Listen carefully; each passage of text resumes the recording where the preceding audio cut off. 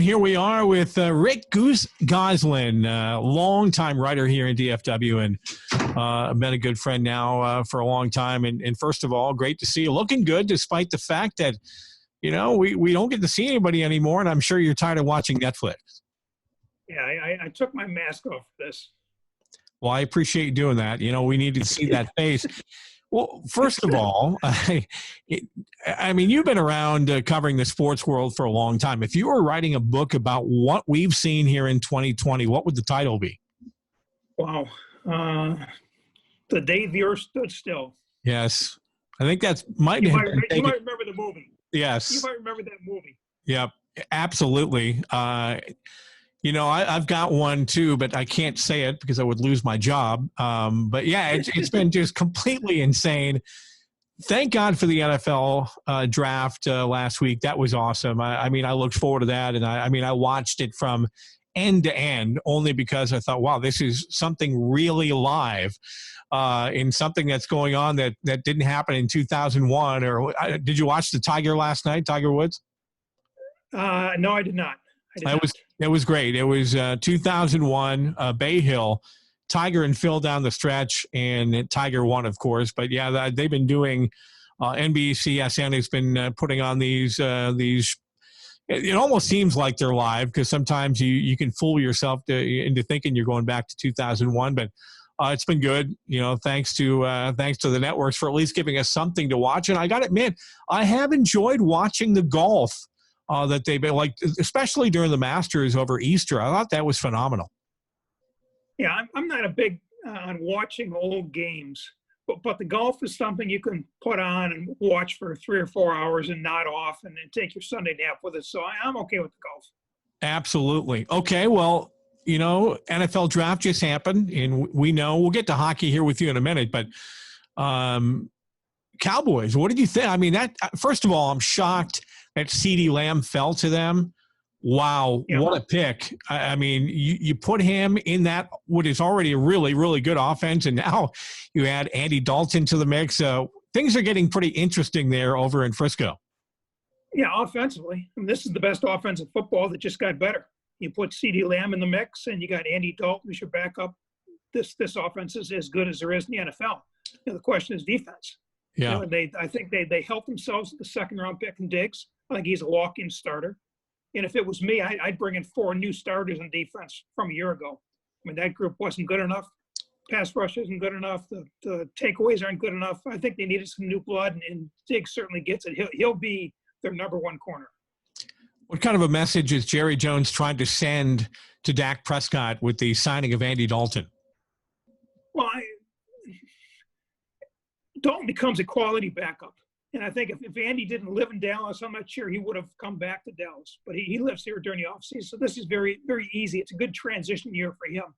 But I think Dak still holds the cards. He's the quarterback of this team. He's the reason that this team is a Super Bowl contender. And I think, you know, there's no guarantee the season starts on time, so it's in his best interest to wait the Cowboys out or try to wait them out. You surprised that Dalton didn't go somewhere like New England where, you know, Belichick, you know he wants to win. And even though there's been the talk, and I know you know him well enough, talk about tanking and wanting to get the next quarterback, one of the good ones coming out next year. But what do you think their game plan is this year? And do you think Dalton was even a consideration there? I thought Dalton would end up there, quite frankly. You know, he's a guy that's he could steer the ship, so to speak, for the Patriots. Yeah. A veteran guy, and give Stidham another year. But I think he's ready to go with his young quarterback. Let's see what we got. He went with a young quarterback in 2001, and Tom Brady won a Super Bowl. I think he's anxious to see what he's got in Stidham. But this team took tremendous hits this offseason. They lost a lot of starters on offense and defense. So it'll be interesting. This is going to be a rare rebuilding year for the Patriots, and I do mean rare. As far as the NFL goes, and I think everybody, and I know the schedule's coming out this week, which is great. That's another day that you can watch something exciting that's happening in real time. What do you think the possibility, or give me a percentage on when this season opens up? Will we have 70,000 people in an NFL stadium, or is that gone for a while? Well, it depends when the season opens up. If you're talking September 1, I'd be surprised if those buildings are full for games. But if this thing gets pushed back and the season starts in October, November, even December, then yeah, I think the fans will come back. But this is kind of quick. I thought the NFL was the one sport that had a chance to come back on time. But I'm getting to wonder, the Hall of Fame, Baseball Hall of Fame called off their induction ceremony last week. And the football induction ceremony is the following week. So that kind of puts pressure on the Pro Football Hall of Fame. I don't see how the Cowboys played that first exhibition game in August in Canton. I just don't see, I don't think this country's ready for it. Agreed. Major League Baseball is another one I think about right now because we should be playing. And, there was the talk there for a while that maybe everybody goes back to their spring training facility and playing games there, which I don't see how you play games outside in July in Arizona. But what do you think is going to happen there? Any chance at all that the baseball season completely gets axed for this season? No, I think there's a possibility. Yeah, I think there's a strong possibility. I don't think we're going to see the NBA again. I don't think we'll see the NHL again. I would not be surprised if baseball gets hacked. Again, it's going to get pushed back. Optimistically, you were talking about July 4th, but even that's early. I could see if it gets pushed back in August. I don't see him playing. I don't see the purpose of playing because then you've got no off season for the following year. Rick Gosselin joining us here on the Americans podcast. Well, excitement for us, the Allen Americans, with the announcement of our schedule out recently. And I know you messaged me shortly after that. You were excited to see some new blood coming in here. Let's talk minor league sports here for a second. And I know it's not easy when you're going through a pandemic and you're talking about minor league teams surviving. I feel thankful right now to have a job and excited to, somewhat go to work every day because work's from home. But, believe you me, it's just something that's crazy. But again, thankful that I have a job to go to. What do you think happens with minor league schedules? I mean, the Rough Riders, obviously they should be playing right now. And I know FC Dallas is a major league team, but hey, come on, let's be realistic here. They're not in the same with the Big Four. So what happens to these teams, that right now are dealing with something that they never saw, possible? Well, time is on your side because you're not starting up in July or August. You're not starting up in September. So, if they can come up with a cure for this coronavirus, maybe you can get the season started in November. I think that's more realistic than football is trying to start in August. Yeah.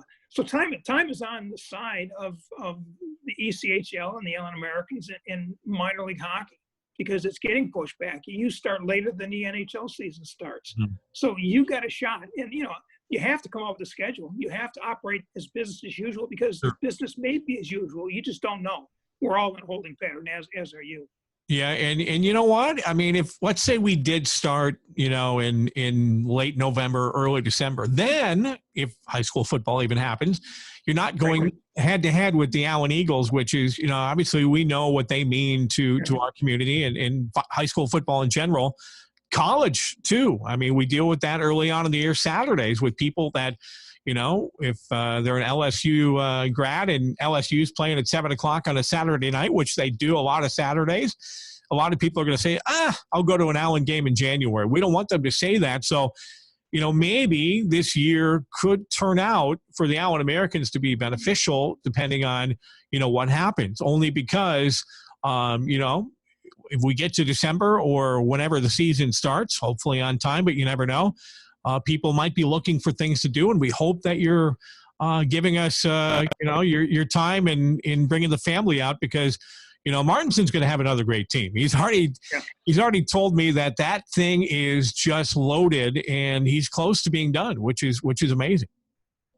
Yeah, the key is the football. There's no guarantee the Allen Eagles start the season in September. If you're going to push the pro season and college season back, you may push the high school season back. And I'm not sure if you start the season, you have playoffs in January and February. I'm not sure how the high school football schedule will run. But there's no guarantee that the Allen Eagles or college football are even playing this fall. So, again, time is on the side of the ECHL. I've got to ask you about the Jordan thing because everybody's talking about that. Thank God it's not, Tiger King anymore. It seems like that's old news now. But the Jordan thing, I've got it recorded. I haven't watched it yet. I'm going to, and I'm going to spend probably one Sunday just watching everything. You knew Jordan. Yeah, I mean, you covered the NBA back in the day. You know, this is mind-blowing for a lot of people watching this, but you lived it. Yeah, I saw a kid. I saw him playing in college, at North Carolina.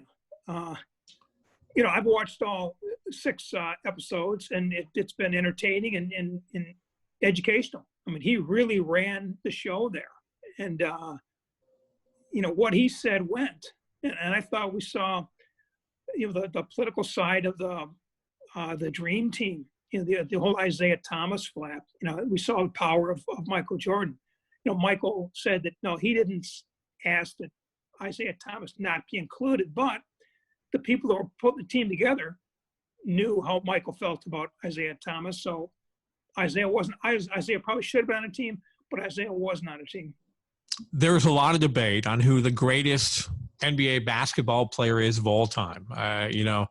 People of this era would say LeBron James. People, if you grew up in the 80s and 90s, you're going to probably say Michael Jordan. People in the 70s would say Wilt Chamberlain. Some people might even say Magic. You got to look at Jerry West, who, hey, the symbol is still there. It's still, and a lot of people say, got to switch that to LeBron. I don't think that's ever going to happen.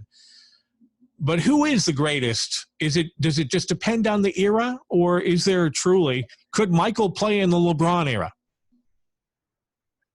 Michael could have played in any era, and LeBron could have played in any era. And the guy that could play in any era and dominate more so than anyone is Wilt Chamberlain. If you want the greatest, I don't know how you argue against Wilt at his size. But the debate is going to be Jordan and LeBron, and Jordan's got the rings. So right now I give the nod to Jordan, although I think Wilt's the guy. It's great. I'll tell you what, for basketball fans, especially over the last 40 years, if you've been able to go to games and watch Jordan and now watch LeBron, you consider yourself lucky because you watch some pretty spectacular stuff. All right. Last but not least. Tommy, let me add this thing. Yeah. I would have loved to have seen Oscar Robertson play in this era. Yeah, and Oscar's one.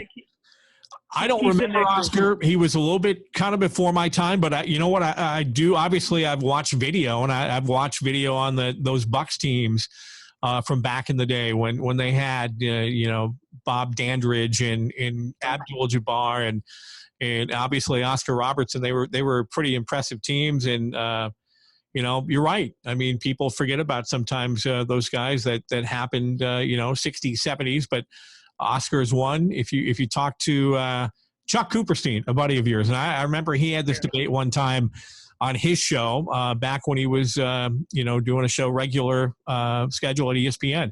He was talking about the greatest of all time, and I believe he still believes Wilt's the best of all time. And it's a great argument because you know what? It's like now, if you're talking about hockey, who's the greatest? Is it Lemieux? Is it Gretzky? A lot of people want to say Crosby is the greatest. Someone will say Ovechkin. I mean, still I gotta put Bobby Orr in that. Tommy, you're missing Bobby Orr. Yeah, yes, exactly. He and you know what?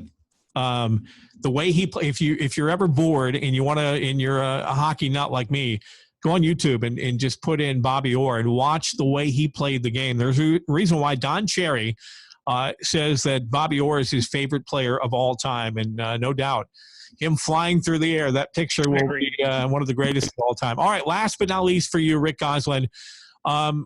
When and who will be the first – now, I guess we can say PGA because they've already announced June NASCAR, but of the big four, who is going to be the first to return? Boy, I would say baseball. I think I could see baseball starting at some point in July before football. I'm not sure we see the NHL or NBA again until next season. But I think it's going to be baseball or football, and I see baseball's got a better chance. But again, they may be playing in Arizona and in Florida without fans. I think the first sport to come back with fans will probably be pro football. This man right here is, when it comes to writing or writers in DFW, he is a legend. He is the guy who was, a very, very important part of Jerry Jones getting into the Football Hall of Fame. Bill Belichick referenced him, and when you were into the top 100 at each position, and he mentioned Belichick said, "You got to talk to Rick Gosselin if you want to." I don't even remember what the question was, but I just heard Gosselin's name, and I'm like, "That a boy!" And he correctly predicted. Nobody else did this, but he correctly predicted the Allen Americans would win their first championship early, probably 2 minutes into overtime. And I said, "Who do you like?" And he said, "Todd Robinson." The rest is history. He's the one and only Rick Goose Gosselin. Goose, thanks for doing this.